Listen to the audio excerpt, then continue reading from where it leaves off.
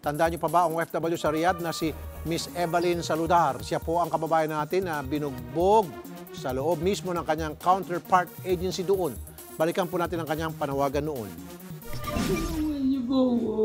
Pilit nila kinukuha yung cellphone ko. Binugbog po nila ako.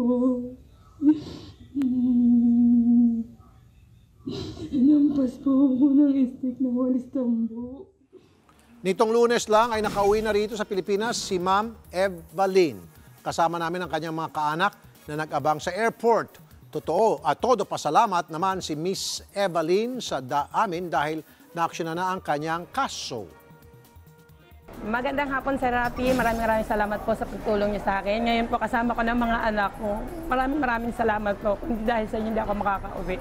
Maraming salamat po ulit. Sana marami pa kayong matulungan OFW katulad ko. But wait, there's more. Naalala niyo pa ba ang kababayan natin sa Kuwait na itinago namin sa alias Jenny? Nagpaparescue siya noon sa amin matapos ang 2 beses na panggagahasa sa kanya ng among lalaki. Panoorin po natin ito. Kasi yung amo ko inaabuso ko. Bakit siya dito sa kwarto ko? Nakauwi na rin po siya sa Pilipinas itong Martes lang. Hinintay namin ang kanyang pagdating sa airport kasama ang kanyang nagmamalasakit na kaibigan na si Ma'am Love. Labis din ang pasalamat sa atin ni alias Jenny dahil ligtas na siyang nakauwi dito sa ating bansa.